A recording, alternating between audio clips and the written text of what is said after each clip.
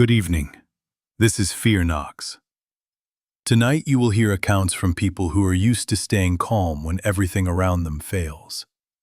Rangers, campground staff, overnight crews, and families who know the ridgelines well enough to navigate them blind. These are steady voices, describing the moment the power died, the wind shifted, and the dark suddenly felt like it had weight to it. They talk about silence that swallowed their own breathing, lights failing in patterns that made no sense, and the split second where every instinct told them they were no longer alone on that ridge. Nothing dramatic, just controlled fear from people who rarely admit they felt it. Subscribe and hit the bell. If you have ever stood in total darkness and listened for something that should not have been moving, this one is for you. All right, let us get into it.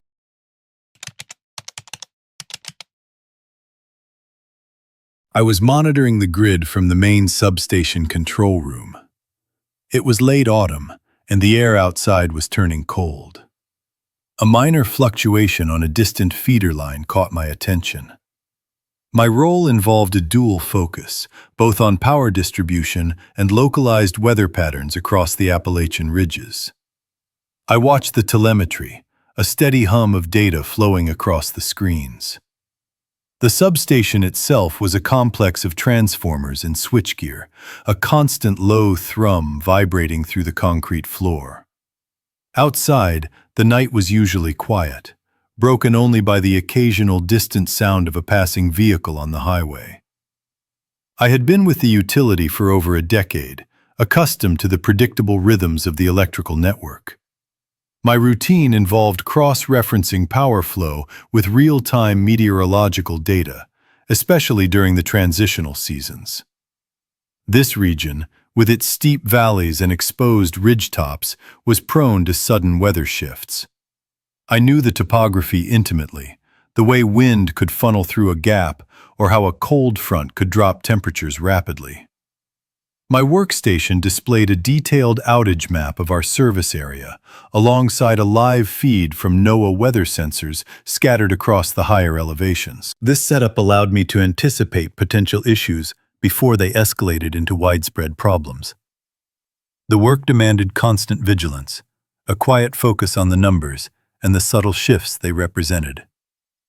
The evening had started like many others, a steady progression of data points indicating normal operation. The wind speed sensors showed a moderate westerly flow, typical for the season. Temperatures were dropping slowly, settling just above freezing. I had reviewed the forecast earlier, noting a cold front expected to pass through sometime after midnight, bringing with it a chance of light rain or even some early frost on the higher peaks. The campgrounds along the creek lines and on the group pads were mostly empty this time of year, but a few hardy souls still ventured out. Their presence meant we maintained full service to those remote areas. I often thought about the isolation of those sites, deep within the forest, far from any significant town. The only light for miles would be their campfires or the glow from a small cabin window. My job was to ensure that even in those distant spots, the power remained constant. The radio on my desk was usually silent, reserved for emergency dispatch calls. The air in the control room was dry and warm, a stark contrast to the damp cold that would soon settle over the mountains. I found a certain comfort in the predictability of the systems, the logical flow of electricity and data. The first real indication of trouble arrived subtly, a slight dip in voltage on the main feeder line serving the northern ridge. It was barely perceptible, a flicker on the digital display that resolved itself almost immediately. I made a mental note, checking the wind speed sensors again. They still showed a steady westerly flow. A few minutes later, the dip repeated, this time lasting for a second or two longer. I began to pull up more detailed telemetry for that specific section of the grid. The outage map remained clear, no red indicators yet. I could feel a faint static charge in the air, a precursor to a storm or simply a change in atmospheric pressure. The hum from the substation outside seemed to deepen slightly, a low, resonant tone that was usually constant. I leaned closer to the screen, focusing on the real-time data. Then, without warning, the entire northern section of the outage map flared red. It was a complete blackout, affecting a wide swath of the ridge campgrounds and the associated creek lines. The main feeder line had gone dead. Simultaneously, a deep, concussive sound rolled through the night. It was not a crack or a snap, but a heavy, resonant thump that vibrated through the very structure of the substation. I felt it in my chest, a low-frequency rumble that seemed to come from miles away, yet was distinct. My eyes darted to the acoustic sensor display, which registered a sharp, singular spike. It was the unmistakable signature of a transformer rupture, a catastrophic failure. The sound was not localized to our immediate area. It was too distant, too muffled by the terrain. I immediately initiated the standard blackout protocol, contacting dispatch and beginning the isolation procedures. My fingers moved across the controls, isolating the affected section of the grid to prevent further damage.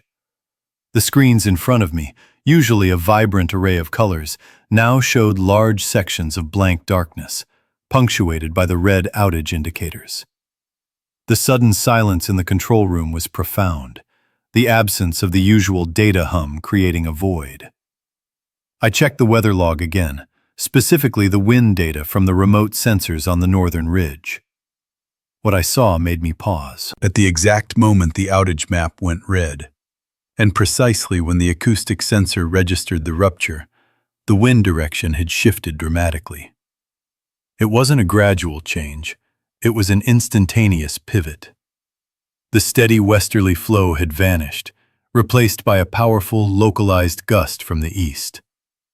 The wind speed had also spiked, far exceeding anything recorded in the preceding hours.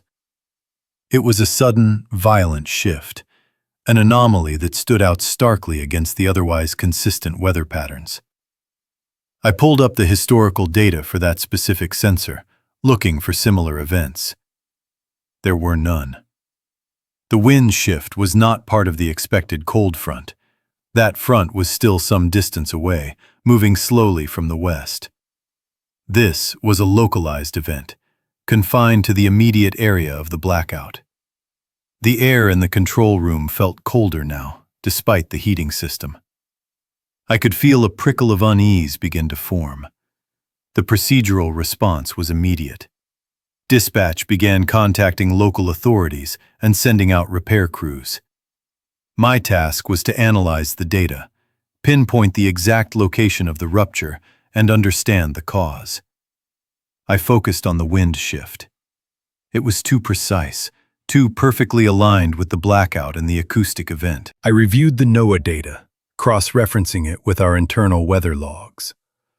Every sensor in the immediate vicinity of the outage showed the same sudden eastward gust. Sensors just a few miles away, however, showed no such anomaly. They continued to report the steady, westerly flow. This suggested an incredibly localized phenomenon, a pocket of intense directional wind that had appeared and dissipated in a matter of moments. The implications were unsettling. How could such a precise, powerful wind event occur without any broader meteorological context? It was not a microburst, which typically shows a broader signature and different pressure patterns. This was a sharp, almost surgical shift. I pulled up satellite imagery, looking for any cloud formations or atmospheric disturbances that might explain the wind. Nothing. The sky over the affected area appeared clear, with only scattered, high-altitude clouds. There was no visible evidence of a storm front or any other weather system that could generate such a localized, powerful gust. The repair crews were already mobilizing, their headlights cutting through the night as they drove towards the affected region. Communication with them was sporadic, the radio crackling with static as they navigated the winding gravel roads. They reported no visible signs of a major storm, only a persistent, biting cold. The forest around them was silent, save for the rustling of leaves in the now calm air. The initial reports from the ground were confusing. There was no widespread damage, no downed trees across the highway, nothing to suggest a powerful wind event had just swept through. Yet the transformer was clearly ruptured, and the power was out. I continued to pore over the data, searching for any overlooked detail. The acoustic sensor data was particularly intriguing. The rupture signature was clean, a single, powerful event. There were no preceding smaller spikes, no indication of a gradual failure or a series of impacts. It was as if something had struck the transformer with immense, focused force, precisely at the moment the wind shifted. The wind data itself was equally perplexing. The eastward gust was recorded for only a few seconds, then the sensors returned to reporting a light, variable breeze. It was a transient event, a momentary anomaly that left behind a trail of darkness and a damaged transformer. I spent hours reviewing the logbook entries, comparing the incident to past blackouts caused by storms or equipment failure. None matched the peculiar alignment of the wind shift and the acoustic signature. This was different. The repair crews eventually reached the site of the ruptured transformer. Their initial report came over the radio, the signal faint and distorted by the distance and the terrain. They confirmed the transformer was indeed destroyed, its casing split open. There was no visible debris around it, no tree limbs, no signs of impact from a falling object. The ground around the base was undisturbed. It was as if the rupture had occurred from within or by an unseen force. The air temperature at the site was barely above freezing, and a light fog was beginning to settle in the lower elevations. The isolation of the location was palpable in their voices, a quiet tension that came through the static. They began the arduous process of assessing the damage and preparing for repairs, which would take many hours. I compiled my initial report, detailing the precise alignment of the blackout, the transformer rupture, and the localized wind shift. The utility report would include all the raw data, the outage map screenshots, the weather log entries, and the acoustic sensor readings. The NOAA data confirmed the localized nature of the wind anomaly, showing no broader weather system that could account for it. The official cause would likely be listed as unknown external force, or equipment failure under unusual atmospheric conditions. But the data told a more specific, more unsettling story. The wind had not just shifted. It had reversed direction with incredible force, precisely at the moment of impact. It was a silent, invisible hammer blow, delivered from an unexpected quarter. The implications of such a localized, powerful, and unexplainable event were hard to ignore. The power was eventually restored to the Northern Ridge campgrounds many hours later, just before dawn. The repair crews worked through the cold night, replacing the damaged transformer.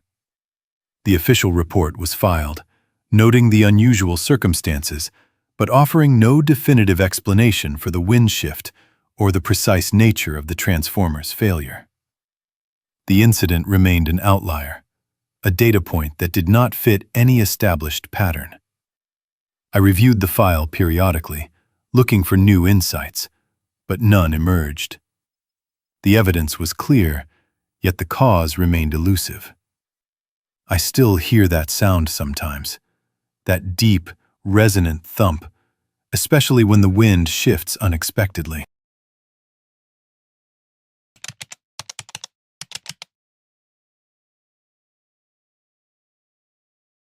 I was the search and rescue team leader, preparing for a routine patrol shift. It was a late autumn evening, the air already carrying a sharp chill that promised frost by morning. The first small irregularity was the sudden, complete silence from the dispatch radio.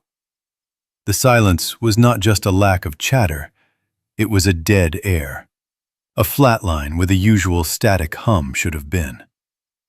My hand instinctively went to the radio dial, checking the frequency, but the display was dark. The main power grid had failed. This was not uncommon in the Appalachian ridges, especially with the season's first serious cold front moving in. We had protocols for such events. My first action was to confirm the blackout's extent, then to prepare for potential calls from the scattered campgrounds. Our standard procedure for a regional blackout involved immediate deployment to known high-traffic areas.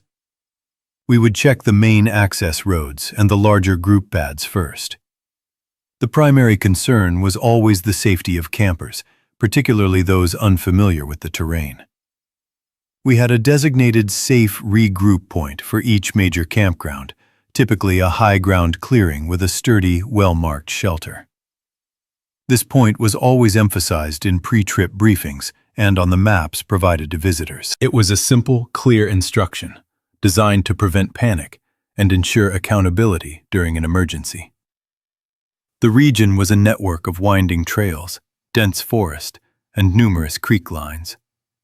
Many of these creeks, while picturesque in fair weather, became treacherous flood paths during heavy rain. We called one particular creek bed the Panic Route. It was a direct downhill path from a popular ridge campground, leading straight to the valley floor. On a map, it looked like the quickest way out. In reality, it was a funnel for storm runoff, a deep channel that could transform into a raging torrent in minutes. We had seen incidents before, people taking that route in a hurry, underestimating the power of the water. Our training emphasized guiding people away from it, always towards the high-ground, safe regroup point. The storm hit with unexpected ferocity. The wind howled through the forest, a deep, resonant sound that vibrated through the small SAR cabin. Rain began to fall, not in drops, but in sheets, drumming against the metal roof. The initial power outage had been a precursor. Now, the full force of the weather was upon us. Our backup generators kicked in, casting a stark, utilitarian light across the operations room. Dispatch was a flurry of activity, but the radio static was still heavy, making communication difficult. Reports of downed trees and localized flooding started to trickle in from the few landlines still operational. My team received orders to check the Ridgeview campground, a cluster of group pads nestled near a prominent creek. It was a popular spot, often booked solid. We loaded our gear into the SAR truck, the headlights cutting through the thick, driving rain. The gravel road leading to the campground was already slick, turning into a muddy track in places. The air was cold, biting, even inside the vehicle. The roar of the storm outside was constant, a relentless assault on the senses. We drove slowly, navigating around fallen branches and shallow pools of water that were rapidly deepening. Upon arrival, the campground was eerily quiet.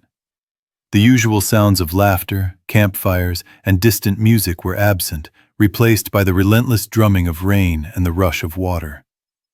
Our powerful spotlights swept across the empty pads. Tents were still pitched, some flapping violently in the wind, but there was no sign of occupants. A few vehicles remained in the parking area, their windows fogged over.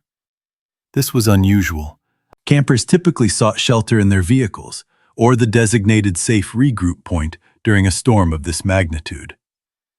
The safe regroup point, a sturdy timber shelter on a small rise, was also empty. We began a systematic search of the immediate area, calling out, our voices swallowed by the storm. The ground was saturated, the forest floor a treacherous mix of mud and slick leaves. The creek that ran alongside the campground was already swollen, its banks overflowing in several places. The water moved with an alarming speed, carrying debris downstream. We checked the logbook at the campground entrance. A group of about 6 individuals had checked in for the weekend. Their names were listed, along with a contact number that now went straight to voicemail. My team consulted the topographical map. The safe regroup point was clearly marked, a short uphill walk from the group pads. But another path, less defined on the official map but well known locally, snaked downhill, following the creek line. This was the panic route. It was a shortcut, tempting in an emergency, but incredibly dangerous. The thought that the group might have taken it sent a chill through me that had nothing to do with the cold rain. We had to consider every possibility. The decision was made to split the team. One unit would continue a wider search of the high ground, while my unit would investigate the creek line, following the panic route. The descent along the creek line was difficult. The trail, barely a trail now, was a torrent of muddy water. Our boots sank into the soft earth with every step. The sound of the rushing water grew louder, a deep, guttural roar that seemed to vibrate through the ground. The beam of my headlight cut through the oppressive darkness, revealing the churning, brown water. It was moving faster than I had ever seen it, a powerful, destructive force. We found the first piece of evidence about a quarter-mile down, a bright yellow rain poncho snagged on a low-hanging branch. It was torn, shredded by the force of the water or the wind. A little further, we found a backpack, half submerged in a calmer eddy. It was waterlogged, heavy. Inside, among soaked clothes and a half-eaten energy bar, was a small, personal audio recorder. It was a simple device, the kind people use to log observations or thoughts during a hike. The casing was wet, but it appeared intact. I carefully removed the memory card, placing it in a waterproof pouch. The discovery was unsettling. Why would someone be recording during a storm? And why would they abandon their gear? The implications were clear. They had been here, and they had been in trouble. We continued our search downstream, calling out, but only the wind and the water answered. The creek widened in places, forming deep pools, then narrowed into churning rapids. The forest pressed in on us, dark and foreboding. The isolation was profound. We found no other signs of the group, no other discarded items, no tracks in the mud that weren't our own. The rain continued, relentless, making the search increasingly difficult and dangerous. After about an hour of searching the creek line, with no further discoveries, we made the difficult decision to pull back to the campground. The water levels were rising too rapidly, making further progress unsafe. Back at the SAR cabin, the power was still intermittent. I carefully inserted the memory card from the audio recorder into a reader. The device was old, but the files were accessible. I put on a pair of headphones, the static from the radio still a faint hum in the background. The first few minutes of the recording were mundane, typical campsite sounds. Birdsong, distant voices, the crackle of a campfire. Then, the weather began to change. A distant rumble of thunder, the sound of wind picking up. The voices on the recording became more urgent, less relaxed. I could hear the rain starting, light at first, then growing heavier. The voices were harder to distinguish, overlaid with the drumming of water. There was a discussion, hurried and tense. Someone mentioned the creek, the quick way down. Another voice, sounding younger, expressed hesitation, mentioning the map and the high ground point. But the first voice, more assertive, seemed to prevail. The sound of footsteps splashing through mud grew louder. The rain became a roar. Then, the distinct sound of rushing water, much closer, much more powerful. The recording captured the rising panic. Shouts, not words, but guttural cries. The sound of something heavy being dragged, then dropped. The water noise became overwhelming, a deafening torrent. I could hear a faint whisper, a desperate, choked sound, swallowed almost immediately by the deluge. The recording continued for a few more minutes, mostly just the sound of the storm and the raging water. Then it abruptly cut out. There was no more. just the silence of the headphones, broken only by the faint hum of the cabin's generator. The SAR report was filed the next morning. The storm had passed, leaving behind a landscape of downed trees and swollen waterways. The creek had receded, but the evidence of its fury remained. Our subsequent, more extensive search of the panic route and the downstream areas yielded no further signs of the group. The audio recorder became a key piece of evidence, confirming our fears. They had indeed taken the panic route, overwhelmed by the suddenness of the blackout and the storm. The official logbook entry noted the incident as a tragic outcome of environmental factors and poor judgment. The file remains open, but the active search was suspended after several days. There was nothing more to find. I still hear it sometimes, that final, desperate whisper, swallowed by the sound of the water. It plays in my mind, a quiet echo against the hum of the radio.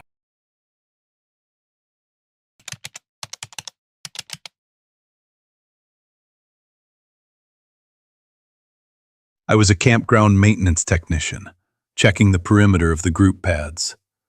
It was late autumn, and the air held a sharp, cold dampness, signaling an approaching storm. One of the kerosene lanterns, placed for ambient light at a central gathering point, began to dim almost imperceptibly.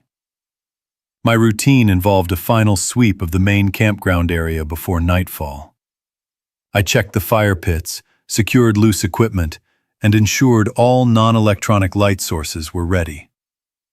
The ridge campgrounds were known for their isolation, especially as the season turned colder. Power outages were a common occurrence during severe weather, making reliable lanterns essential. I carried a logbook and a radio, maintaining contact with dispatch until the signal inevitably faded. The distant hum of the power lines was a familiar sound, a constant reminder of the grid's presence, even in this remote forest. My job was to ensure safety and order, a task that often felt more like a quiet vigil against the encroaching wild. The air was still, heavy with the promise of rain, and the forest around me seemed to hold its breath. The storm arrived with a sudden, violent gust of wind, followed by sheets of cold rain. The power lines, already strained, gave out within minutes. The distant hum ceased, plunging the entire area into a profound darkness, broken only by the lanterns I had placed. I was inside the small maintenance cabin, monitoring the radio for any emergency calls, though the static was growing louder with each passing minute. I had just finished logging the power outage when I noticed the light from the lantern on the nearest group pad. It was a large, sturdy kerosene model, one I had personally filled and prepped earlier that day. The flame, which had been steady, now flickered with an unnatural rhythm. It would dim significantly, almost to the point of extinction, then slowly brighten again, only to repeat the cycle. The dimming was not random. It was a slow, deliberate fade, followed by an equally slow recovery. I watched it for a few minutes, my gaze fixed on the pulsing light through the cabin window. The rhythmic failure was unsettling. I first considered the wick. Perhaps it was too low or unevenly trimmed. Then I thought about the fuel level, but I knew I had filled it to capacity. The rain hammered against the cabin roof, a relentless drumming that seemed to amplify the silence between the lantern's pulses of light. Each time the flame faded, the shadows in the forest outside deepened, then receded as the light returned. It was like a slow, deliberate breath. The air inside the cabin felt colder, despite the small propane heater. I tried to reach dispatch on the radio, but the static had completely swallowed any signal. The isolation of the ridge felt more pronounced in that moment, with the only consistent rhythm being the failing lantern. I grabbed my heavy rain gear and a spare lantern, deciding to investigate. The gravel path outside crunched under my boots as I stepped into the downpour. The wind whipped at my face, carrying the smell of wet earth and pine. The rhythmic dimming continued, a silent, visual pulse in the overwhelming darkness. I approached the group pad slowly, the beam from my spare lantern cutting through the rain. The original lantern stood on a picnic table, its brass body gleaming dully in the intermittent light. I could see the flame clearly now, shrinking to a tiny blue point, then expanding to its full yellow glow. There was no visible obstruction, no obvious draft. The glass chimney was clean. I reached out and touched the metal housing. It was cold and wet from the rain. The rhythmic fading and brightening continued, unwavering. It was a mechanical object behaving with an organic, unsettling regularity. I checked the fuel cap, ensuring it was tight. I tried adjusting the wick, but it made no difference to the underlying rhythm. The light continued its slow, deliberate dance of dimming and recovery. The sound of the storm was a constant roar, but the silence of the lantern's failure was more profound. It was a quiet, persistent anomaly in the heart of the storm. I stood there for what felt like a long time, observing the strange behavior, a growing sense of unease settling over me. The forest around me was a black wall, and the only point of reference was that pulsing, failing light. I knew I needed to bring the lantern back to the cabin for a proper inspection. The rhythmic failure was too consistent to ignore. I carefully unlatched the bail handle and carried the lantern back through the driving rain. The spare lantern cast a steady, unwavering beam, highlighting the contrast with the one I carried. Back inside the cabin, I placed the failing lantern on my workbench. The rhythmic dimming continued, even in the relative warmth and stillness. I pulled out my tools, a small screwdriver, a pair of pliers, and a clean cloth. My first thought was a blockage in the fuel line or a faulty wick. I removed the glass chimney, then the burner assembly. The wick appeared clean, its fibers intact, not frayed or charred. I carefully inspected the fuel reservoir. The kerosene looked clear, its characteristic amber hue visible even in the dim light. I poured a small amount into a clean glass jar, holding it up to the light of the spare lantern. It looked normal. Still, the rhythmic failure persisted. I tried replacing the wick with a new one, a standard procedure for any persistent issue. I reassembled the burner, primed the new wick, and lit it. For a few moments, the flame burned steadily, and I felt a brief sense of relief. Then, slowly, the rhythm returned. The flame began its familiar fade, shrinking to a pinpoint, then expanding again. The cold outside seemed to seep into the cabin, despite the heater. I felt a quiet dread, a procedural unease. This was not a simple mechanical fault. I logged the incident in my report, noting the rhythmic dimming and my initial troubleshooting steps. I decided to take a proper fuel sample for analysis. I used a clean syringe to draw a precise amount from the lantern's reservoir, then sealed it in a small, labeled vial. I also took a sample from the main fuel can I had used to fill the lantern earlier. The storm raged outside, the wind howling like a whisper through the trees. My radio remained silent, a dead piece of equipment on the desk. The rhythmic light from the lantern continued its unsettling dance, casting long, shifting shadows across the cabin walls. I photographed the lantern, the fuel samples, and the logbook entry. The evidence needed to be meticulously documented. I secured the samples in a small evidence bag, ready for transport once the weather cleared and the roads were passable. The trail outside would be a muddy mess by morning. The storm finally broke just before dawn, leaving behind a landscape coated in a thin layer of frost. The power was restored a few hours later, and the hum of the grid returned. I transported the fuel samples to the regional maintenance depot for analysis. The lab report came back a few days later. It confirmed water contamination in both the lantern's reservoir and the main fuel can. The storm had been unusually severe, with driving rain and high winds. The analysis indicated that water had somehow infiltrated the fuel storage container, likely through a compromised seal or cap, and then been transferred to the lantern. The rhythmic dimming was caused by the water and kerosene separating and recombining in the wick, creating an inconsistent fuel supply. The official report detailed the contamination and the necessary preventative measures. It was a mundane procedural explanation for an unsettling event. Even now, years later, I sometimes catch myself watching a flickering light. The memory of that rhythmic dimming, the quiet pulse in the overwhelming darkness of the storm, still returns.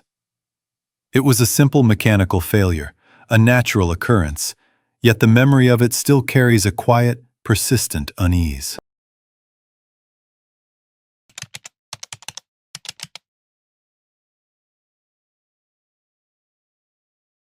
I work as an acoustic analyst for the Regional Park Service. My primary role involves monitoring environmental soundscapes across the Appalachian Ridge campgrounds. It was late autumn, and the air held a sharp, metallic chill. The first irregularity was a brief flicker in the cabin's overhead light. My job often involves long periods of quiet observation, sometimes weeks spent in remote monitoring stations.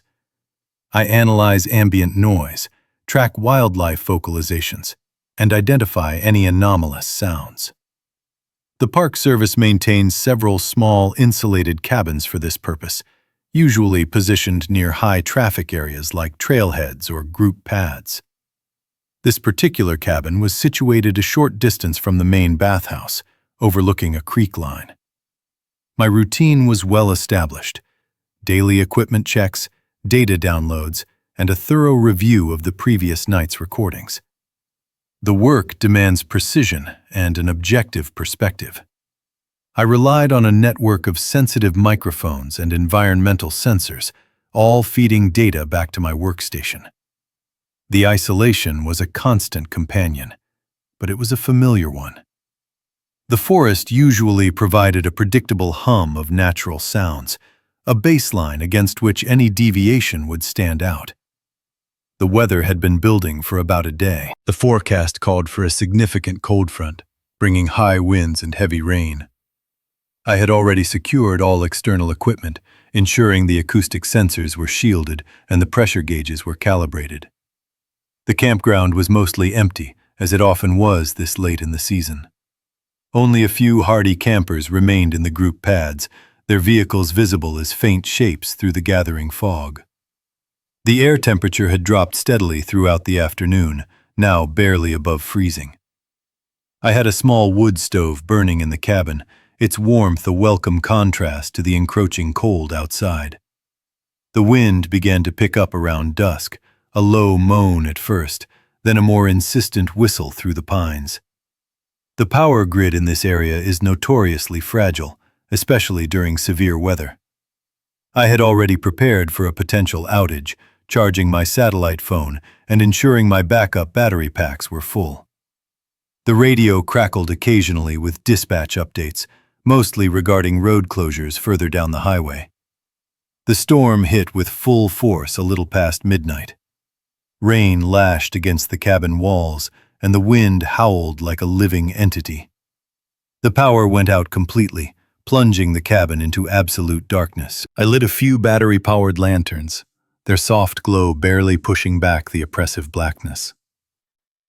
The sudden silence from the electrical hum was profound, replaced only by the raw sound of the storm. My external sensors, however, were still recording, powered by their internal batteries. I could hear the wind tearing through the forest, a deep, resonant roar that seemed to shake the very ground. The temperature inside the cabin began to drop, despite the stove. I added more wood, watching the flames dance. Then, through the cacophony of the storm, I heard it. It was a distinct, sharp slam. The sound was unmistakable, cutting through the wind and rain with an almost percussive force. It came from the direction of the bathhouse, a structure about 100 yards from my cabin. The bathhouse was a simple, concrete block building, usually locked and winterized by this time of year. I knew it was empty. I had personally checked the locks and confirmed its vacancy just the previous afternoon. The sound was too loud, too definitive to be a branch falling or a piece of loose siding. It was the sound of a heavy door being violently shut. My first instinct was to check the incident log. I noted the time of the power outage and the approximate time of the sound event. The wind was still raging, making any immediate investigation impossible. I sat by the radio, listening to the static, waiting for any further reports from dispatch. None came. The campground remained quiet, save for the storm. The sound replayed in my mind, clear and sharp. It was not a gentle closing, but an impact, a finality. I considered the possibility of an animal, but no creature could generate that kind of force. A human intruder seemed unlikely, given the weather and the locked status of the building. The isolation of the location amplified the strangeness of the event. As dawn approached, the storm began to subside, leaving behind a thick, cold fog. The air was heavy with moisture, and a thin layer of frost coated the cabin windows. I waited until the wind had died down to a manageable level before venturing out. My first stop was the bathhouse. I carried a heavy-duty flashlight, its beam cutting through the dense fog. The gravel path was slick with rain and fallen leaves. The building stood silent, a dark silhouette against the gray light. I checked the main entrance doors. They were still securely locked, just as I had left them. There were no signs of forced entry, no broken windows, no disturbed ground around the perimeter. I walked around the entire structure, my boots crunching on the wet gravel. On the far side, away from the main entrance, was a small utility door. This door provided access to a storage closet for cleaning supplies and maintenance equipment. It was made of solid wood, heavy and uninsulated. I approached it cautiously. The door was indeed shut, but it was not locked. The latch was engaged, but it had not been secured with the padlock. This was an oversight on my part during the winterization check. I had secured the main doors, but this utility door had slipped my attention. I pushed on it gently. It opened with a slight creak. I stepped inside the small, dark closet. The air was stale and cold. Nothing appeared to be disturbed. No equipment was missing, no signs of recent activity.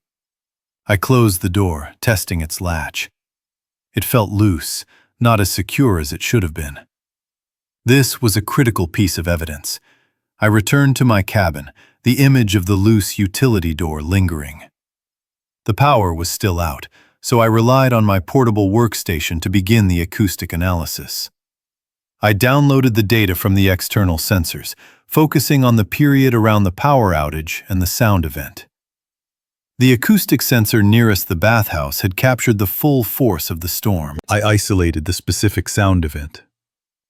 The waveform was clear, a sharp spike indicating a sudden, powerful impact. It matched the auditory memory perfectly. I then cross-referenced this with the data from the pressure gauge and the wind log. The wind log showed a dramatic shift in direction and a significant increase in speed just moments before the sound event. The pressure gauge recorded a sudden drop, indicating a strong negative pressure differential. This was the key. A powerful gust of wind, shifting abruptly, could create a vacuum effect, pulling air out of a confined space. If a door was loose, this negative pressure could easily yank it open and then slam it shut with considerable force as the pressure equalized. I spent the next few hours meticulously reviewing the data. I ran simulations, comparing the recorded wind speeds and pressure changes with the known characteristics of the bathhouse utility door. The weight of the door, the looseness of its latch, the specific dimensions of the closet. All these factors aligned with the observed data. The wind had created a powerful draft, pulling the door open and then slamming it shut. It was a purely mechanical event, driven by the physics of the storm. The isolation of the campground, the darkness of the blackout, and the sheer force of the wind had combined to create a perfectly plausible, yet deeply unsettling incident. I compiled my findings into an official report. The incident was logged as a storm-related structural event. The cause was attributed to negative pressure drift from a violent wind shift acting upon a loose utility door. I included photographs of the door, its latch mechanism, and the surrounding area. The report detailed the acoustic waveform, the pressure readings, and the wind velocity data. It was a procedural explanation, a logical conclusion based on empirical evidence. The Park Service accepted the report without question. The utility door was subsequently secured with a new, heavier-duty latch and a robust padlock. The incident was closed, filed away in the park's logbook. The explanation was entirely rational, grounded in the physical realities of the environment. There was no mystery, no unknown presence. Yet, the memory of that sound persists. Sometimes, when the wind howls through the forest, or when the power flickers during a storm, I still hear it. The sharp, definitive slam in the darkness, a sound of absolute finality. It was just a door, I know, but in that moment, in the deep Appalachian night, it felt like something more.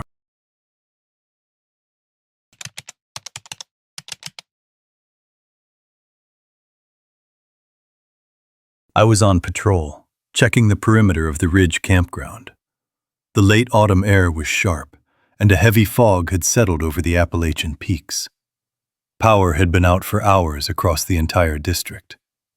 My patrol vehicle's headlights cut weak paths through the dense fog, illuminating the gravel road ahead. The usual hum of distant highway traffic was absent, replaced by an unnerving silence. This was a common occurrence during severe weather, but the duration of this outage was unusual. I had been a park ranger in this region for several years, accustomed to the quiet of the forest, but this particular night felt different. The cold seeped into the cabin of the truck, despite the heater running at full blast. I checked my radio, a faint static hiss confirming it was still operational, though I hadn't heard dispatch in a while. The campgrounds were mostly empty, most visitors having evacuated before the storm hit, but a few hardy souls remained in the more remote group pads. My job was to ensure their safety and the integrity of the park. My routine involved a slow circuit of the main access roads, then a series of foot patrols along the creek lines and trails leading to the more isolated campsites. The fog made visibility poor, reducing my effective range to a few yards. I relied heavily on sound and my knowledge of the terrain. The air was still, heavy with moisture, and the scent of damp earth and pine needles was strong. I had already checked the lower campgrounds, finding everything secure, if unusually quiet. The only light came from my vehicle and the occasional beam of my handheld flashlight. The isolation of the Ridge campgrounds was amplified by the blackout. There were no campfires, no lanterns, just an oppressive darkness that swallowed the light. I parked the truck near the trailhead for the upper ridge sites, about 3 miles from the main ranger station. The engine ticked as it cooled, the sound loud in the profound silence. I grabbed my pack, flashlight, and radio, stepping out into the biting cold. The frost was already forming on the leaves, crunching softly under my boots as I began my ascent. The trail was narrow, winding through thick stands of oak and maple. I moved slowly, my beam sweeping the path, checking for downed branches or other hazards. The only sounds were my own breathing and the occasional drip of moisture from the trees. This was the kind of night where every shadow seemed to hold something, Every whisper of wind felt like a presence. I had walked for about 20 minutes, nearing the highest group pad, when the sound hit. It was a colossal, tearing crash deep within the forest, somewhere off to my left. The noise was immense, a violent rupture of the night's silence. It sounded like a massive tree had fallen, or perhaps a substantial limb had sheared off a giant. The initial impact was followed by a series of smaller, cascading thuds and snaps, as if other trees or branches were being dragged down in its wake. The ground vibrated faintly beneath my feet. My first thought was that a significant portion of the forest had just come down. Then, the sound changed. The initial crash faded, replaced by a distinct, heavy thrashing through the underbrush. This was not the random settling of debris. This was a deliberate, powerful movement. It sounded like something very large, moving with immense force, breaking through thickets and snapping smaller trees. The thrashing was irregular, not a continuous roll, but distinct, heavy impacts, followed by short pauses, then another burst of violent movement. It was moving away from the initial crash site, deeper into the forest, parallel to my position on the trail. The sound was too heavy, too purposeful to be a deer or a bear. It sounded like something much larger, something that didn't care about the noise it made. My heart rate quickened. I stopped dead on the trail, my flashlight beam frozen on a patch of fog. I strained my ears, trying to pinpoint the source. The thrashing continued, moving at a surprising speed, covering ground quickly. It was still off to my left, perhaps a few hundred yards away, but the sound carried clearly in the still, cold air. The sheer power implied by the noise was unsettling. It was not the sound of an animal fleeing. It was the sound of something moving with a kind of predatory confidence, an unhurried destructiveness. I considered calling dispatch, but what would I report? A loud noise? The static on the radio seemed to mock me. I stood there for a long minute, listening. The thrashing eventually faded, becoming more distant, then stopped altogether. The silence that followed was even more profound than before, a heavy, expectant quiet. I felt a prickle of unease on my neck. Whatever it was, it had moved through the forest with an almost casual disregard for its own presence. I slowly raised my radio to my mouth, my thumb hovering over the transmit button. Dispatch, this is Ranger Miller, checking in from Ridge Trail Alpha. Did anyone else report a significant disturbance, possibly a large tree fall, in the last few minutes? I waited, listening to the static. No response. The power outage was likely affecting communications beyond the immediate area. I decided to proceed with extreme caution. My primary duty was to the campers. I continued along the trail, my senses heightened, every rustle of leaves or snap of a twig making me pause. The air felt colder now, a damp chill that seemed to penetrate my gear. I kept my flashlight beam wide, sweeping the forest edges, looking for any sign of disturbance. The fog remained thick, obscuring anything beyond a short distance. I reached the group pad, finding the two remaining campsites quiet and dark. I called out, "Park Ranger, checking in." A sleepy voice responded from one of the tents, confirming they were fine, just dealing with the cold. I advised them to stay put and keep warm. As I turned to head back, I heard it again. A faint, distant whisper of movement, much further away this time, deeper in the valley below the ridge. It was barely audible, a subtle shifting of the forest floor, a soft crack that could have been anything. But after the earlier commotion, my mind immediately connected it. It was the same kind of sound, just muted by distance. I took a photograph of the general direction with my phone, though the fog and darkness rendered it useless. The feeling of being watched, or at least of something else being out there, was strong.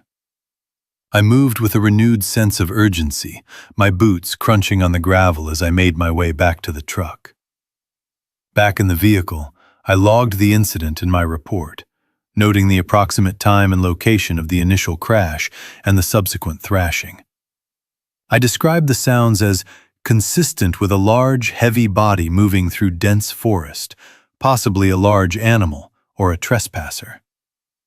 I emphasized the unusual nature of the movement, its power and speed. I also noted the complete radio silence from dispatch during the incident. I then drove a slow, deliberate patrol along the main access road, shining my powerful spotlights into the forest wherever possible. The fog was beginning to thin slightly, revealing the skeletal shapes of trees. I saw no footprints, no broken fences, no disturbed ground near the road. The forest remained a dark, silent wall. I spent the rest of the night on patrol, checking other areas of the park, but encountered nothing else out of the ordinary. The power eventually flickered back on just before dawn, bringing with it the familiar hum of electricity and the crackle of a busy radio. I filed my incident report, detailing the strange sounds and my observations. The report was flagged for follow-up. The next morning, a small team was dispatched to the area I had indicated to investigate the reported disturbance. I joined them, guiding them to the general location on the ridge trail. The fog had lifted, revealing a crisp, clear autumn day. The forest looked peaceful, almost innocent. We found the site about a quarter-mile off the trail, down a steep embankment. A massive old-growth oak, easily 100 feet tall, had fallen. Its trunk, thick as a car, had snapped clean at the base. The impact had created a wide swath of destruction, crushing smaller trees and tearing up the earth. The sheer scale of the fallen tree explained the initial colossal crash. The subsequent thrashing, however, remained a mystery. The ground around the fallen giant was a chaotic mess of splintered wood and upturned soil. There were no clear tracks of any large animal, no obvious signs of human trespass. The tree crew, called in to assess the damage, noted the unusual nature of the fall. There was no clear indication of disease or lightning strike. It simply appeared to have given way. A few days later, the official tree crew report came in.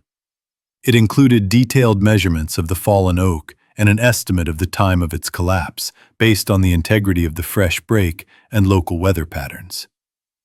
The estimated time of the tree fall matched precisely with my incident log. The report also contained a curious detail, a notation about a secondary impact zone, a series of broken saplings and disturbed earth leading away from the main fall, consistent with something heavy being dragged or moving rapidly through the undergrowth. This was attributed to the tree's upper branches thrashing as it fell, or perhaps a cascade of debris. I reviewed the tree crew notes, comparing them against my own observations. The explanation for the initial crash was clear.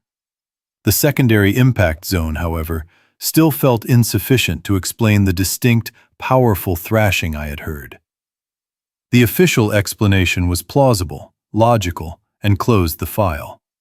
Yet, the memory of that sound, the deliberate, heavy movement through the dark, silent forest, remained. I still hear it sometimes, in the deep quiet of a moonless night. The sound of something impossibly heavy, moving with purpose, just beyond the reach of light.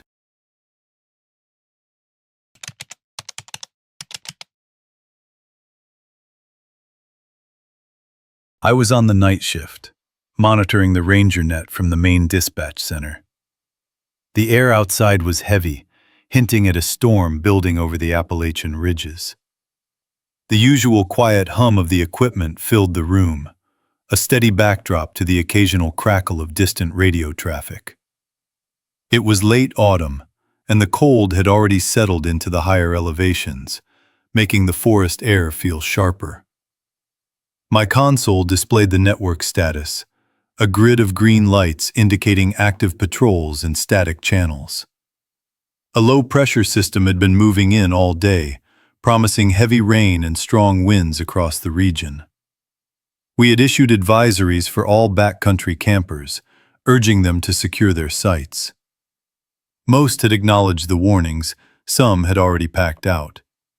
The remaining few were seasoned, familiar with sudden shifts in mountain weather. Just before midnight, a flicker ran through the lights in the dispatch room. It was brief, barely noticeable, but it was the first sign of trouble. The main power grid was robust, designed to withstand significant weather. A momentary dip suggested something substantial was already underway in remote areas, perhaps affecting a repeater station. I checked the weather radar again, watching the storm front push deeper into the dense forest. The green lights on my console remained steady, for now. The air grew colder, a chill seeping in from the outside. My role as a communications specialist involved maintaining the integrity of the ranger net. This meant monitoring all channels, logging traffic, and ensuring clear communication across the vast wilderness areas. The system relied on a series of repeater stations strategically placed on high points, extending coverage deep into the valleys and along the creek lines. Most nights were uneventful, a steady rhythm of routine check-ins and occasional minor incidents. We handled everything from lost hikers to equipment malfunctions, from minor medical issues to reports of unusual wildlife activity. The radio was our lifeline, a constant connection to the rangers patrolling the trails and the campers in the group pads. The sound of a clear transmission was always reassuring. A sudden burst of static, however, always signaled potential trouble, either with the equipment or the environment. I had spent years learning to distinguish normal atmospheric interference from something more concerning. The logbook beside my console was a meticulous record of every transmission, every call sign, and every response.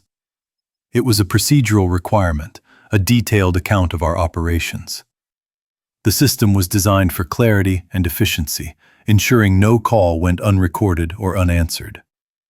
This established a baseline of predictable, professional interaction, a standard against which any deviation would be immediately apparent. The quiet hum of the server racks was a constant, dependable presence. The storm hit with unexpected ferocity a little past midnight. Wind howled against the building, rattling the windows. Rain lashed down, a solid sheet of water. Then, the power went out, a complete, immediate blackout.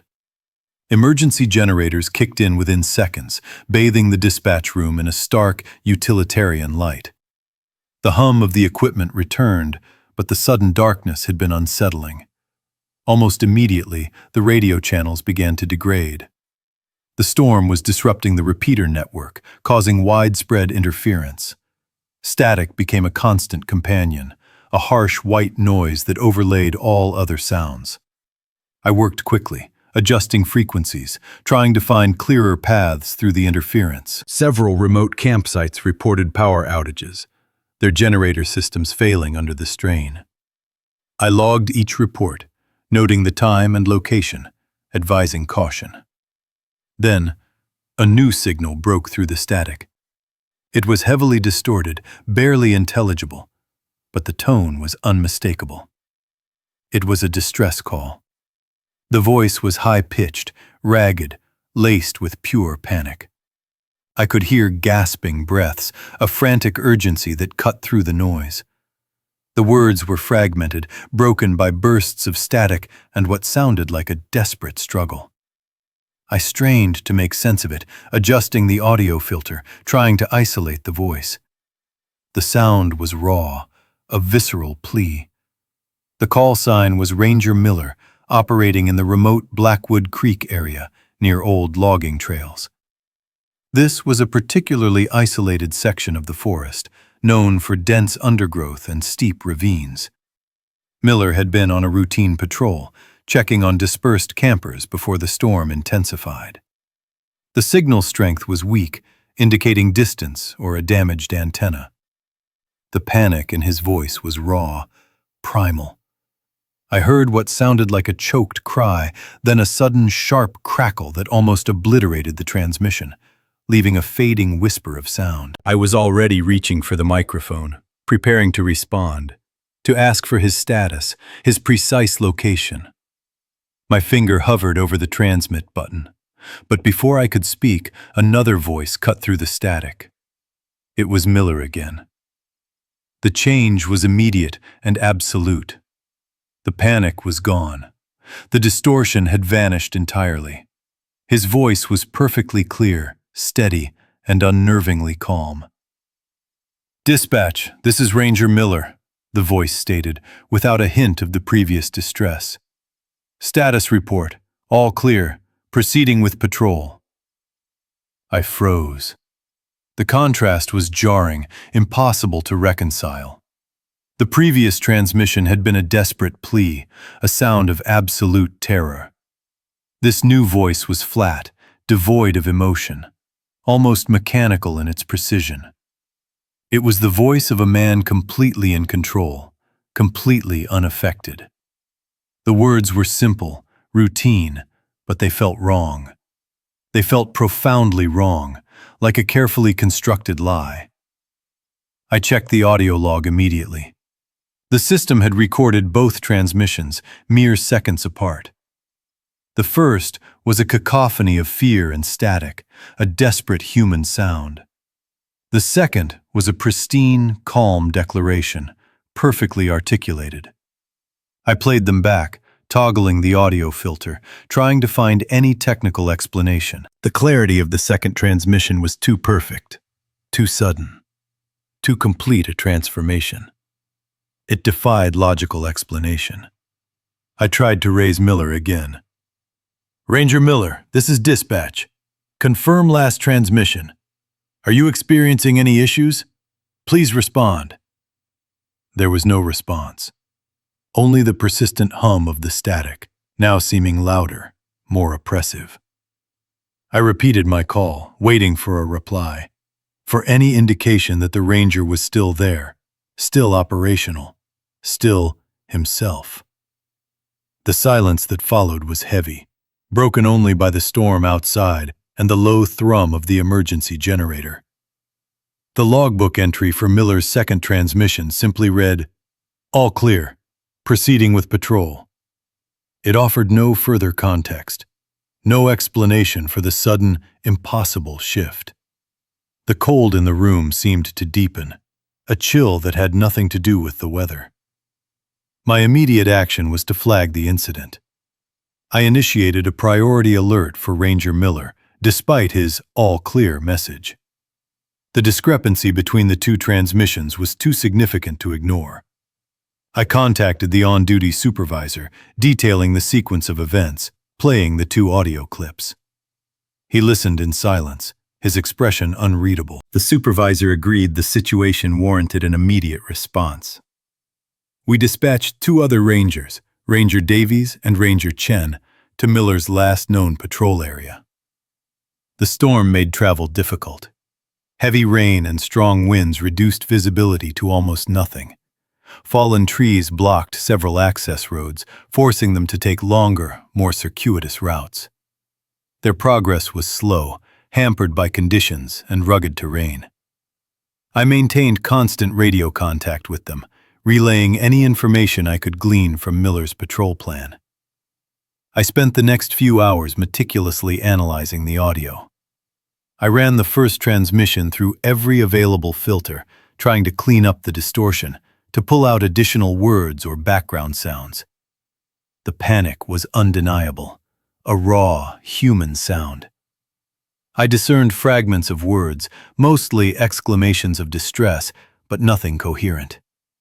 There was also a faint, rhythmic thumping sound, almost like heavy footsteps on soft ground, but it was too indistinct. The second transmission, the calm one, remained pristine. There was no static, no background noise, just Miller's steady voice. It was almost too perfect, as if recorded in a soundproof booth. I compared his voice print from this transmission to previous recordings in the file. The vocal characteristics matched, the cadence, the slight rasp he sometimes had. It was undeniably Ranger Miller. Yet the emotional content was entirely absent, a stark void where fear should have been. Davies and Chen reported reaching the general vicinity of Blackwood Creek around 3 hours after the initial call. The area was heavily forested, with deep fog settling in as the rain began to subside. Their headlights cut through the thick air, illuminating the gravel track. They found Miller's patrol vehicle parked off a narrow trail, exactly where it should have been. The engine was cold. There were no signs of a struggle, no damage to the vehicle. His personal gear was inside, neatly stowed. They began a ground search, calling out Miller's name, their voices echoing in the damp, cold forest. The silence that followed their calls was profound, broken only by the drip of water from the trees and the distant rush of the creek. I monitored their radio traffic, listening to their reports of the search area. They found no footprints other than Miller's own, leading away from the vehicle and into the dense undergrowth. The trail was faint, quickly obscured by wet leaves and mud. As dawn approached, the fog grew thicker, reducing visibility. The temperature had dropped significantly, barely above freezing. The search continued, but with no clear direction. There was no evidence of an accident, no sign of a struggle, no indication of what might have caused the initial panic. The only anomaly was the radio log itself, the impossible transition from terror to calm. Procedural steps yielded no answers. The isolation of the location felt more pronounced. The search for Ranger Miller continued for several days, involving multiple agencies and extensive ground and aerial sweeps. Despite exhaustive efforts, no further trace of him was ever found. His patrol vehicle remained where it was discovered, a silent testament to his sudden disappearance. The official report listed him as missing, presumed lost in the wilderness, with no definitive cause determined. My incident report, detailing the 2 contradictory radio transmissions, was filed as part of the official record. The audio logs were reviewed by technical specialists, but they offered no explanation for the sudden shift in signal quality or vocal tone. The consensus was that the initial panic call was authentic, but the subsequent all-clear transmission remained an anomaly, an unexplainable event attributed to extreme weather interference or a malfunction of unknown origin. The case was eventually closed, marked as unresolved.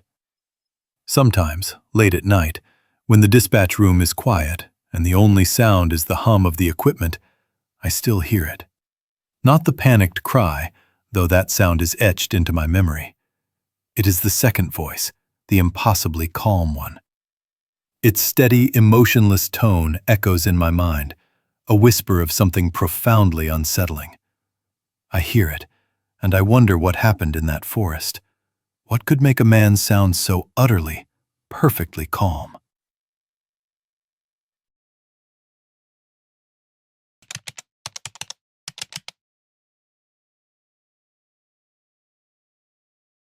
I am an electrical engineer, and my role involves maintaining auxiliary power systems across state park campgrounds. I was reviewing routine maintenance logs for a remote Appalachian site when I noticed a discrepancy. The air outside my office was crisp, barely above freezing, a typical late autumn afternoon. My work involves a methodical review of operational data, ensuring everything runs within specified parameters. This particular campground, known as Blackwood Ridge, was nestled deep in the mountains, accessible by a winding gravel road that often became impassable during heavy rains or winter snows. It consisted of a main lodge, a few small cabins, and a series of group pads for tents, all powered by a primary grid connection. An auxiliary generator, a diesel-fueled unit rated for a modest output, served as a backup for critical systems like water pumps and emergency lighting during grid outages. My job was to ensure that generator was always ready, its logbook meticulously updated. The log entry in question was for a period about 3 weeks prior, during a significant storm that had caused widespread blackouts across the region. The primary grid had failed, as expected, and the auxiliary generator had engaged. It ran for a little over 2 days before the grid was restored. The anomaly was not in its operation, but in its failure. The unit had suffered a catastrophic internal breakdown, requiring a complete replacement of its alternator and control board. This was unusual for a generator of its age and maintenance history, especially given the typically low load it was designed to carry. The camp manager's report had simply noted catastrophic failure due to unknown electrical overload, which was vague and unsatisfying. My routine involved checking these reports against the generator's internal data logs. These logs recorded everything: runtime, fuel consumption, voltage output, frequency, and most importantly, the electrical load. I pulled up the digital file for the Blackwood Ridge unit. The initial data showed the generator engaging smoothly, picking up the expected load from the water pumps and a few emergency lights. This load was consistently low, well within the generator's capacity, exactly as designed for an auxiliary unit. The camp was largely empty during that storm, with only a skeleton crew present, further reducing any potential demand. Then I saw it. The load meter, which had been steadily indicating a fraction of the generator's capacity, suddenly spiked. It wasn't a gradual increase, but an instantaneous jump. The digital graph shot vertically, reaching a level that was, frankly, impossible.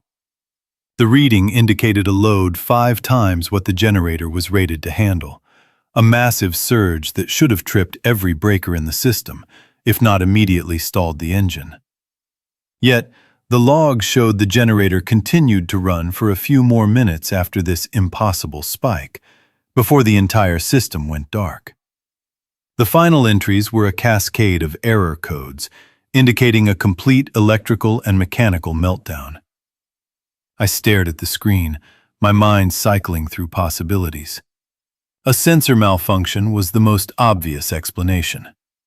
Sometimes, a faulty transducer could send erroneous data. I cross-referenced the load spike with other parameters. Voltage had dipped sharply, then recovered, then dipped again, consistent with a massive, sudden draw. Engine RPM had struggled, then surged, then flatlined. The frequency had fluctuated wildly. This was not a sensor error. This was real.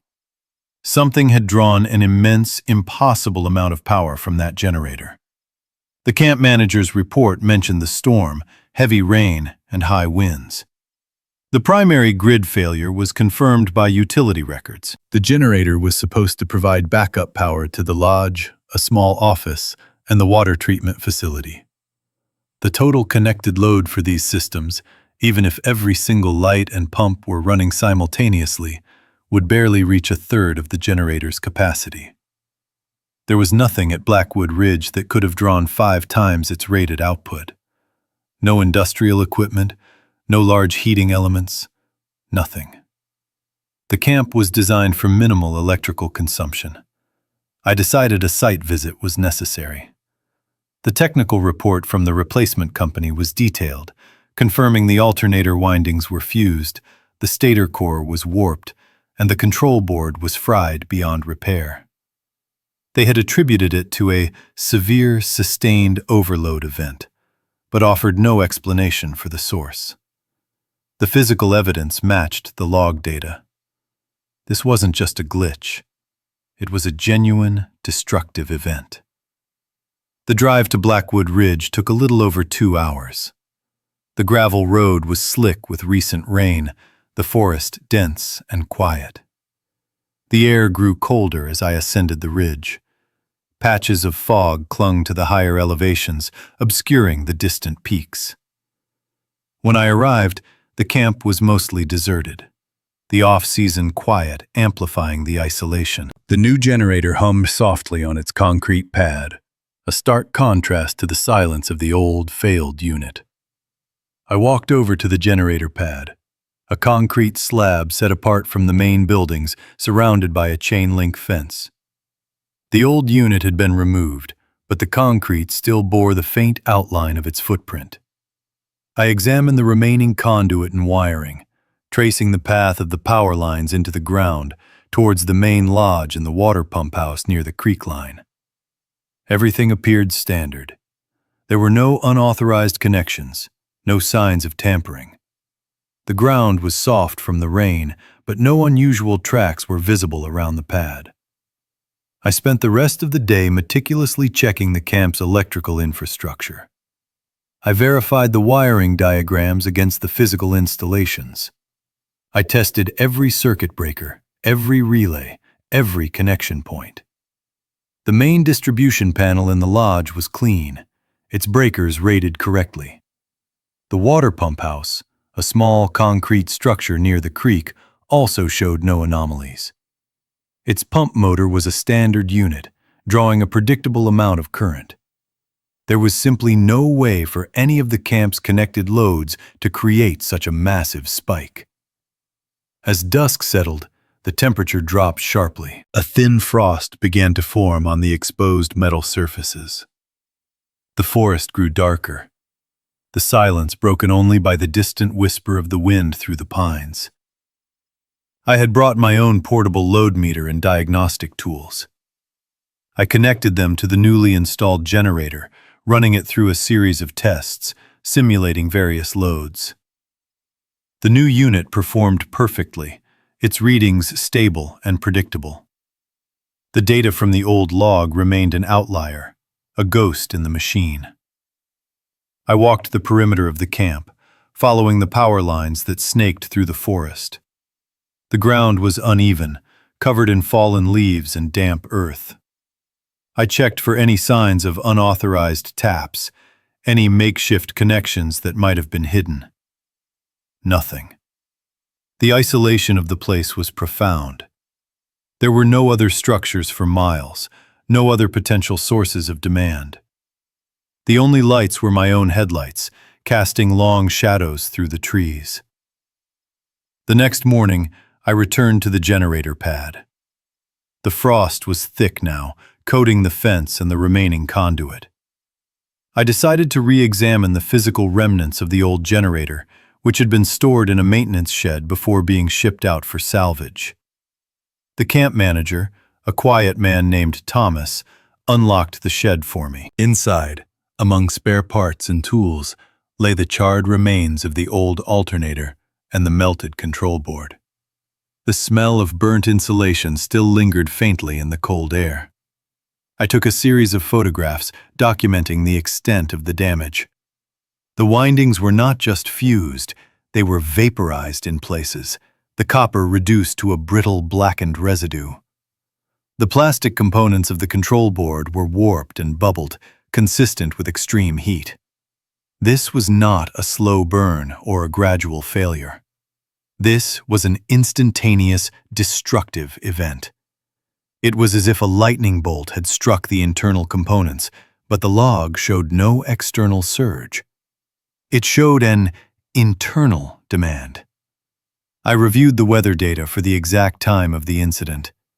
There was no lightning activity reported in the immediate vicinity. The storm was characterized by heavy rain and strong, sustained winds, but no electrical phenomena that could explain this. The generator's surge protectors were intact, indicating no external voltage spike had entered the system. The problem originated from within the generator's own output, a demand that exceeded its physical limits by an impossible margin. I considered the possibility of a prank or sabotage, but what kind of device could draw such immense power and then vanish without a trace? And why here, in this remote, empty campground? The idea felt absurd.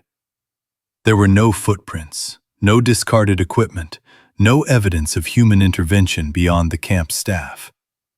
The only evidence was the logbook and the destroyed machinery. I spent another day walking the trails, checking the creek lines, looking for anything out of place. The forest was silent, save for the occasional rustle of leaves or the distant call of a bird. The isolation began to feel oppressive. The lack of answers was unsettling. The data was clear, the physical evidence undeniable, but the cause remained a complete mystery. It defied the laws of physics as I understood them. My official report noted the catastrophic failure and the impossible load spike, concluding with cause undetermined, likely an extreme, transient electrical event of unknown origin. I recommended enhanced monitoring and additional surge protection, though I knew it was a formality. Nothing I could install would protect against a load 5 times the generator's capacity if the source remained unknown. The file was closed, but the questions lingered. I still think about that generator log, the sudden vertical line on the graph, the impossible demand. I sometimes hear the hum of generators in my sleep, and then a sudden violent static, followed by silence. The memory of that data, the sheer impossibility of it, remains.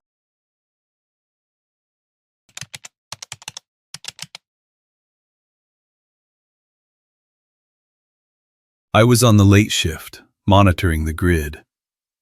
The air outside was cold, barely above freezing, as a storm front moved through the Appalachian ridges. That night, a specific campground pad reported a prolonged blackout, but the outage map showed power restored to the entire area.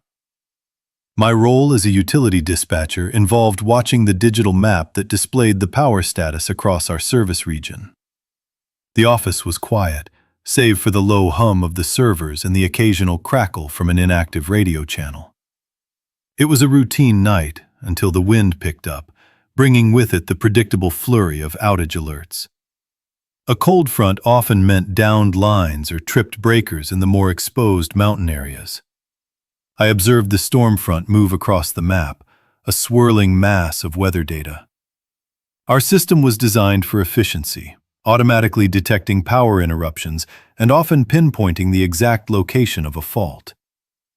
When a widespread outage occurred, the map would light up with red indicators.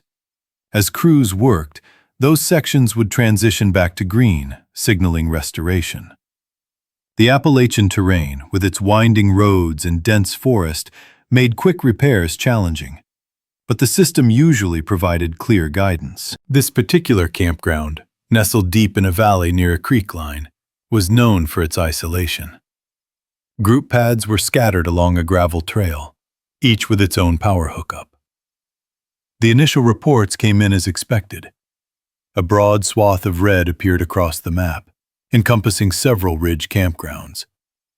I began logging the incidents, preparing for crew dispatch. Within about an hour, as the wind shifted and the worst of the storm passed, the map began to clear. Section by section, the red turned to green. The system indicated power was restored to the entire affected region. Then, a single, persistent alert from pad C7 at the Blackwood Creek campground remained. It was a manual report, not an automated sensor, stating a complete loss of power. I checked the system again, focusing on the Blackwood Creek area. The main campground icon was green, as were all the individual pad indicators surrounding C7. The meter data for pad C7 itself showed a steady flow of electricity. It was an immediate contradiction. The map showed power, the meter showed power, but a camper was reporting darkness. I tried to contact the pad directly using the campground satellite phone number, but the call went straight to an automated message. This was not entirely unusual. Campers sometimes forgot to charge their devices or had poor reception. I then contacted Ranger Miller, who was on duty at the main gate of the Blackwood Creek campground. I explained the situation, the conflicting data. He confirmed the main gate lights were on, and he could see the general glow of the campground from his position. He agreed to drive down the gravel trail and visually confirm the power status at pad C7. The radio crackled with static as he acknowledged the request. I continued to monitor the map, the green indicators unwavering, the single manual report from C7 a stubborn anomaly. The air in the office felt colder, despite the steady hum of the heating system. A few minutes later, Ranger Miller reported back. His voice was calm, but there was a slight pause before he spoke. He confirmed that the main campground loop was indeed lit. He had driven past several pads, all showing lights. However, when he reached the turnoff for pad C7, he found it completely dark. Not just dim, but utterly devoid of light. He described the surrounding forest as unusually quiet, even for that time of night. There was no generator noise, no sound of human activity. The other pads nearby were lit, their small cabin lights visible through the trees. I asked him to reconfirm the pad number. He did, stating it was definitely C7. He mentioned the frost on the ground, reflecting the faint moonlight, making the darkness of the pad even more pronounced. He tried to approach the pad on foot, walking a short distance down the access trail. He reported a profound stillness, a silence that felt unnatural. He could not hear any of the usual sounds of an occupied campsite. No rustling, no distant voices. He felt a distinct chill, colder than the surrounding air. He retreated, stating he could not explain the localized blackout. The incident log now contained his report, directly contradicting the system data. The situation escalated beyond a simple outage. The map still showed green. The meter for pad C7 still registered power consumption. Yet, a ranger had physically confirmed its darkness. I reviewed the incident log again.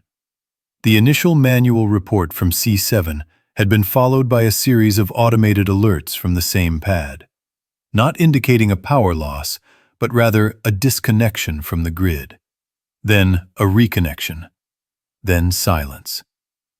It was as if the pad was flickering in and out of existence on the system, even as its meter showed steady draw.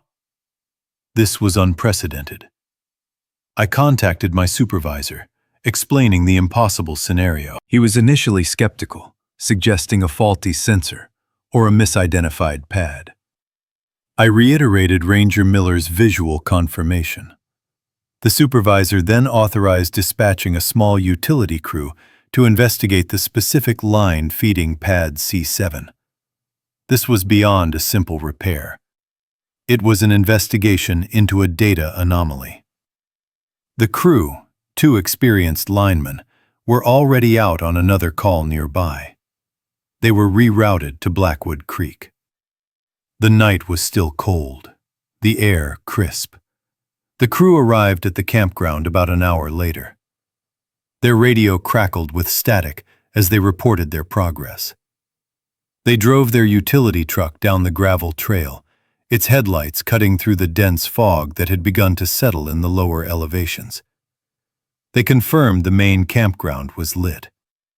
Then they reached pad C7. Their report was chillingly consistent with Ranger Miller's. The pad was dark. Completely dark. They checked the physical line leading to the pad. No damage. No tripped breaker at the pole. They used their handheld meter, confirming power was indeed flowing to the pad. One of the linemen, a man named Dave, described the scene. He said the darkness around C7 was absolute, a void that seemed to absorb the light from their powerful truck headlights. He walked towards the pad, his boots crunching on the frosted ground. He reported an unnerving silence, a lack of the usual forest sounds. He could not hear crickets or the distant hoot of an owl. He described a feeling of intense cold, localized to the immediate vicinity of the pad, much colder than the surrounding air. He felt a whisper of something unseen, a presence that made him uneasy. He confirmed there were no campers present, no tents, no RV, just an empty, dark space. Yet, a few personal items were visible in the faint spill of his flashlight beam. A small cooler, a folded camp chair, a pair of hiking boots. It suggested an abrupt departure, but there were no signs of struggle or forced entry. The crew could not explain why the pad was dark when their equipment confirmed power delivery. They retreated, leaving the pad in its inexplicable darkness. The incident log now contained 2 independent reports confirming the impossible. The supervisor, now fully aware of the strangeness, decided to involve local law enforcement. A sheriff's deputy was dispatched to conduct a more thorough search of the pad area. The deputy arrived a little past midnight. His report, relayed through Ranger Miller, confirmed the findings. Pad C7 was empty, dark, and silent. The personal items remained. There was no evidence of foul play, no footprints other than those of the ranger and the utility crew. The deputy took a few photographs, documenting the inexplicable scene. The file on pad C7 grew thicker, filled with conflicting data and observations. The official report categorized the event as a localized power anomaly, cause undetermined. Pad C7 at Blackwood Creek Campground was closed indefinitely. Our equipment was checked repeatedly, always showing power flowing to that specific location.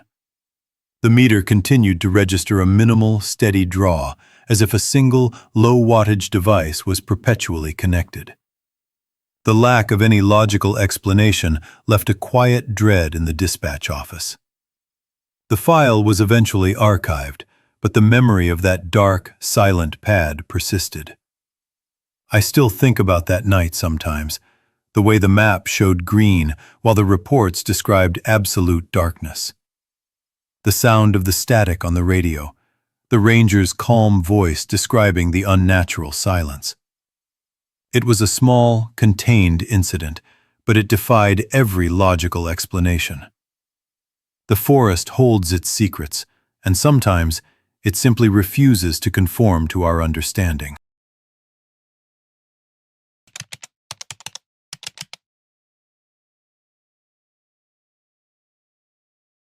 I was a search and rescue volunteer, on call that particular autumn night. It was a cold, clear evening in the Appalachian foothills, the air crisp and still. The first dispatch came through as a routine missing persons report, nothing immediately alarming. My role involved coordinating ground teams and maintaining the search log. This meant I was often the first point of contact for initial reports, filtering the noise from the facts. Our base cabin was a small, functional structure, tucked away a little past the main highway, surrounded by dense forest. The hum of the radio was a constant companion, a low, thrumming sound in the quiet. We had just finished a training exercise on creek line navigation when the call came in. The report detailed a family, a couple and their 2 children, separated from their campsite during a recent storm-driven blackout. They had been camping at one of the ridge campgrounds, known for its remote, secluded group pads. The initial information was sparse, a common occurrence in the early stages of any incident. We knew only that they had been expected at a predefined regroup point by morning, but had not arrived. The air outside was barely above freezing, and the forecast suggested a drop in temperature before dawn. This added a layer of urgency to what might otherwise have been a straightforward search. Our standard procedure for a missing persons report in the backcountry began with establishing a last known point and a search grid. We relied on detailed topographic maps marking trails, creek lines, and any notable landmarks. The Appalachian terrain, with its steep inclines and dense undergrowth, presented unique challenges. Visibility could drop sharply, especially at night, even without fog. We trained for these conditions, understanding that panic could set in quickly for those unfamiliar with the forest. Our teams were equipped with powerful headlights, radios, and GPS units, maintaining constant communication with dispatch. The goal was always to locate the individuals swiftly and safely, guiding them back to an accessible point. We understood the forest, its sounds, its deceptive quiet. We knew how easy it was to become disoriented, even on a well-marked trail, especially in the dark. The cold was a constant factor, a silent threat that could quickly turn a simple lost situation into something far more serious. The incident began to unfold as our first team reached the designated campground. The initial radio check reported an eerie silence. There were no campfires, no voices, only the rustle of leaves in a light breeze.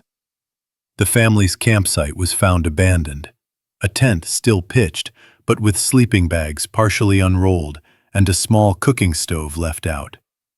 It looked as though they had left in a hurry, not packed up for a planned departure. This was the first significant irregularity. My team on the ground, led by a seasoned tracker, began a preliminary sweep of the immediate area. They found tracks leading away from the group pad, not towards the main trail, but deeper into the forest, towards a steep decline that led down to a creek. The tracks were erratic, not the steady pace of someone simply walking. They suggested a hurried, almost stumbling movement. The storm had passed a few hours prior, leaving the ground damp but not muddy, making tracking difficult but not impossible. The ground was covered in a thin layer of gravel and fallen leaves, which shifted with every step. The team followed these initial tracks for a short distance, noting their non-linear nature. They seemed to double back on themselves in places, then veer off sharply. This was not the behavior of someone trying to find their way to a regroup point. It was the movement of someone disoriented, possibly panicked. The radio crackled with static as the team reported their findings. The air grew colder, and a light fog began to drift in, obscuring visibility further. We expanded the search grid, focusing on the area around the creek line. The search log, which I meticulously maintained, began to fill with confusing entries. The team then found a child's small, brightly colored toy dropped near a cluster of rhododendron bushes, a little off the main set of tracks. This suggested the family had separated, or at least that the child had been moving independently for a time. The discovery intensified the sense of dread. We knew the family had established a specific regroup point, a small, sturdy cabin about 3 miles down a well-maintained trail. Their movements were not leading them there. Instead, they were fanning out, seemingly at random, across the rugged terrain. The search map on my desk, usually a clear representation of planned routes, began to look like a tangled mess of lines, each representing a potential panic route. The fog thickened, reducing visibility to only a few feet, even with powerful headlights. The forest became a maze of indistinct shapes and whispering sounds. Another team reported finding a dropped flashlight, its beam still faintly glowing, near a small, rocky outcrop. The flashlight was found a considerable distance from the toy, and in a completely different direction from the initial tracks. This confirmed our growing suspicion. The family had not only separated, but their individual movements were chaotic and non-linear. The cold was now biting, the temperature having dropped significantly. The static on the radio intensified, making communication intermittent and frustrating. The isolation of the forest pressed in, amplified by the darkness and the creeping fog. We were no longer looking for a lost family. We were looking for individuals who had been scattered by some unseen force, their movements driven by something other than a rational attempt to find safety. The search log became a record of confusion, a testament to the disorienting power of the night and the forest. As the night progressed, the search escalated. We called in additional resources, expanding the search grid to cover a much larger area. The map on my desk became a complex web of plotted movements. each line representing a fragment of a person's desperate journey. The initial tracks, which had seemed confusing, now appeared almost deliberate compared to the later findings. We found a discarded jacket, then a hiking boot, each item marking a point where a family member had shed something in their flight. These items were found miles apart, in directions that made no logical sense in relation to the regroup point. The cold was now severe, the ground covered in a thin layer of frost. The forest was utterly silent, save for the crunch of our boots on the gravel and the occasional, distant hum of a generator from a far-off cabin. The first family member, the mother, was located a little past midnight. She was found huddled beneath a large oak tree, shivering violently, her clothes torn.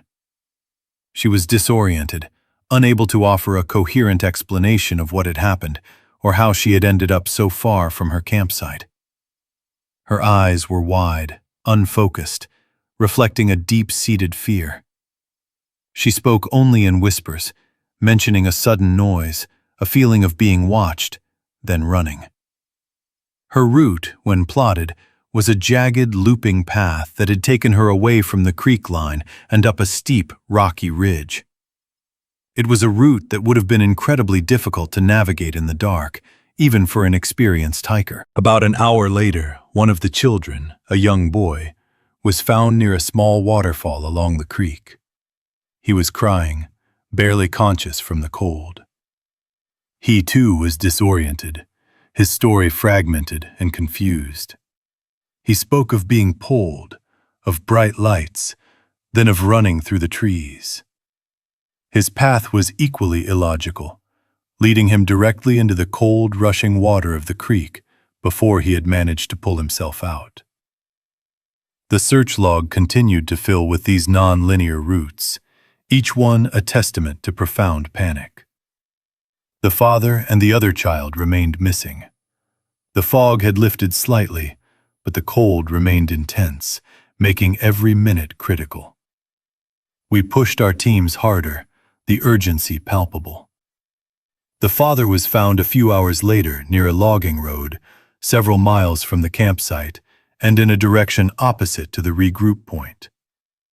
He was found lying face down, exhausted and hypothermic, but alive. He had a deep gash on his forehead, likely from a fall. His recollection was even more fragmented than the others. He remembered a sudden, overwhelming sense of dread, a feeling of being pursued, and then running blindly through the forest. His route was the most extensive, a wide, sweeping arc that had taken him across multiple ridges and through dense thickets. The final child, a young girl, was located just before dawn, not far from the predefined regroup point, but not at it. She was found curled up in a hollow log, barely responsive. She had made it closer than the others, but her path had still been circuitous, a series of short, panicked sprints followed by periods of hiding. The family was eventually reunited at the base cabin, all suffering from varying degrees of hypothermia and shock. They were medically assessed and then interviewed by local law enforcement. Their individual accounts were vague and contradictory, filled with references to sudden noises, unseen presences, and an overwhelming urge to flee. The official report attributed their disorientation to the sudden blackout, the unfamiliar terrain, and the onset of panic. It was a plausible explanation, one that satisfied the requirements of the file. The search log, however, told a different story. It detailed the chaotic, non-linear panic routes, the scattered items, the sheer illogicality of their movements. The map of their individual journeys, when overlaid, resembled a spiderweb of fear, each strand pulling in a different, desperate direction. There was no single, unifying event described by the family that could fully account for the extreme and divergent paths they had taken. The evidence, the cold, hard facts recorded in the search log, suggested something more profound than simple disorientation. It implied a scattering, a deliberate breaking apart, driven by something unseen in the darkness of the Appalachian night. I still review that search log sometimes. The tangled lines on the map, the sheer impossibility of those routes. I remember the silence of the forest, the cold, and the way the fog had moved. I still hear the static on the radio, a low, persistent hum that never quite fades.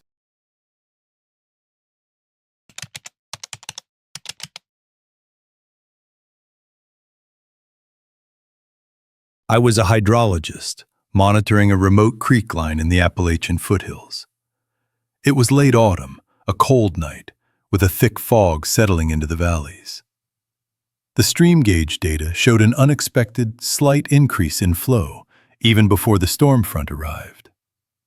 My station was a small, insulated cabin, barely more than a shelter for equipment, situated a short distance from the creek.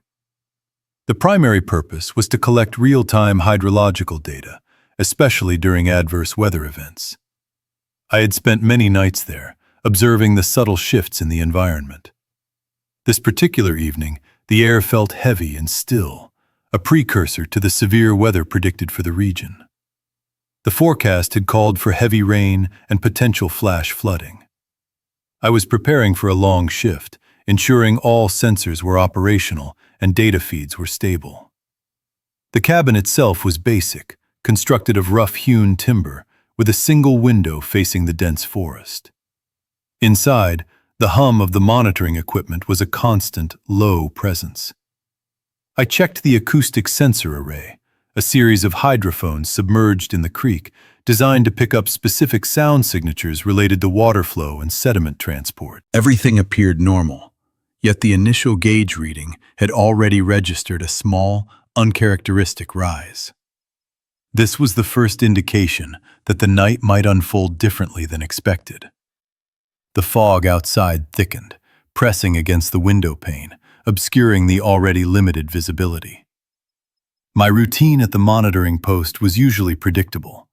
I would arrive before a storm, set up, and then spend hours observing the data streams.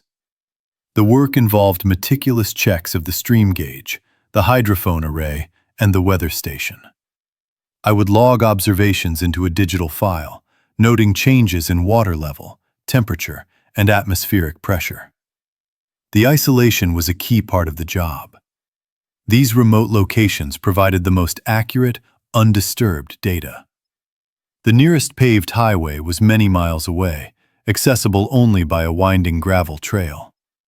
Communication was primarily via satellite radio, connecting me to dispatch at the regional office. Nights in the cabin were quiet, broken only by the sounds of the forest or the steady hum of the electronics. I often used the time to review past reports, analyzing patterns in flood logs and historical data. The goal was always to understand the creek's behavior, to predict and mitigate potential hazards. This creek, known locally as Blackwood Creek, had a history of rapid rises during heavy rainfall, making its monitoring crucial for the campgrounds downstream. The air inside the cabin was cool, despite the small electric heater, and the scent of damp earth permeated the space. The first major change occurred around midnight. The power grid, already strained by the approaching storm, flickered and then failed completely. The cabin plunged into darkness, the hum of the equipment abruptly silenced. Emergency lights, powered by a backup battery, immediately activated, casting a dim, yellow glow. My instruments, designed for such outages, seamlessly switched to their own internal power sources, maintaining data collection. I grabbed my headlamp, its beam cutting through the gloom. The satellite radio crackled to life, a brief burst of static before dispatch confirmed widespread outages across the region. They advised me to remain at the station, to continue monitoring as long as possible. The rain began shortly after, a soft patter at first, quickly escalating into a heavy, drumming roar against the cabin roof. The wind picked up, rattling the single window. Then I heard it. A distinct sound, originating from the direction of the creek, just beyond the tree line. It was a rhythmic thudding, a heavy, dragging shuffle. The sound was muffled by the rain and wind, but unmistakable. It sounded like footsteps, large and deliberate, moving along the creek bank. My mind immediately registered the impossibility. No one should have been out there, especially not in this weather, in this remote section of the forest. I listened intently, straining to discern the pattern. The thudding continued, sometimes a single heavy impact, then a series of dragging sounds, followed by another thud. It seemed to move, slowly, steadily, parallel to the creek. The acoustic sensors, though still recording, were not providing real-time audio output to my console due to the power limitations. I could only rely on my ears. The sounds persisted for what felt like a long time, perhaps a few minutes. They were heavy, suggesting something substantial. The ground outside was soft with mud and decaying leaves, which should have muffled any natural sounds. Yet these sounds cut through the storm. I tried to rationalize it. A large animal, perhaps a bear? But the rhythm was too consistent, too deliberate for typical wildlife movement. It lacked the erratic nature of an animal foraging or fleeing. The thudding had a certain weight to it, a resonant quality that seemed to vibrate through the damp ground. I found myself holding my breath, listening past the rain. The sounds seemed to grow closer at one point, then recede slightly, always maintaining that parallel path to the creek. The air in the cabin felt colder, despite the heater's battery backup still providing some warmth. I focused on the faint glow of the instrument displays, trying to distract myself from the unsettling auditory experience. The stream gauge data was now showing a more significant rise, a steady upward trend. The hydrophone data, though not audible, was still being logged. I made a mental note to review it thoroughly once the power was restored. The sounds outside continued, a relentless, unsettling presence in the dark, storm-lashed night. The sheer isolation of the cabin amplified every perceived anomaly. The footsteps continued intermittently for the next hour or so, fading and returning with the gusts of wind and lulls in the rain. Each time they returned, a cold dread settled over me. I tried to dismiss them as an auditory illusion, a trick of the wind or the storm, but the distinct thudding and dragging were too specific. I kept checking the stream gauge data. The water level was rising rapidly now, faster than I had ever observed in previous storms. This was a flash flood event in progress. The creek, usually a gentle murmur, was becoming a torrent.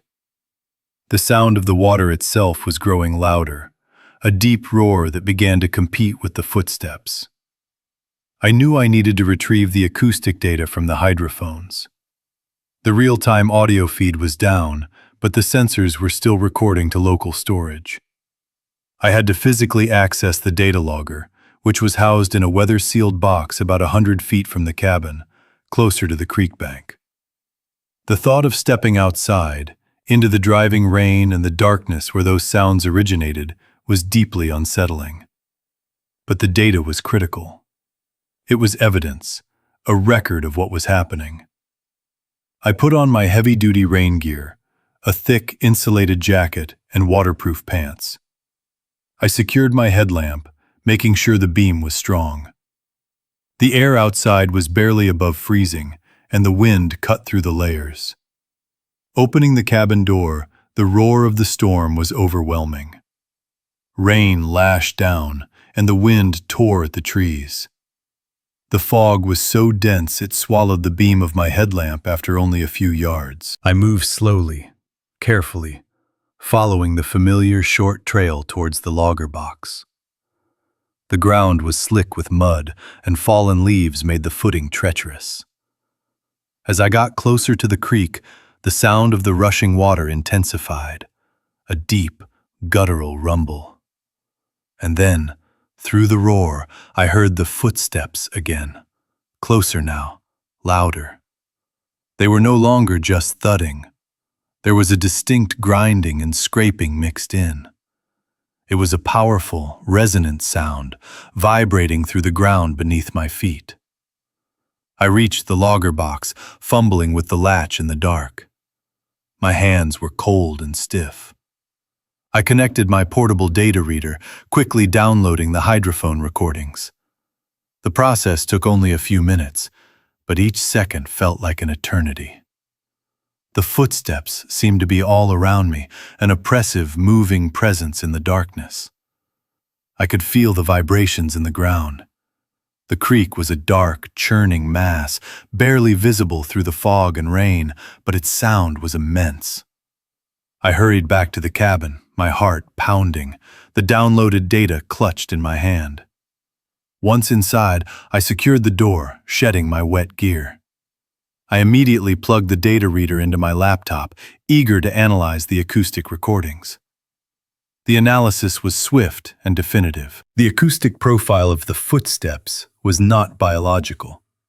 It was not a person or an animal. The hydrophones had captured the precise sound of large debris being carried by a sudden, powerful surge of water. The thudding was the impact of substantial rocks and tree limbs striking the creek bed and banks. The dragging and scraping were the sounds of these objects being rolled and dragged along the bottom, propelled by the immense force of the floodwaters.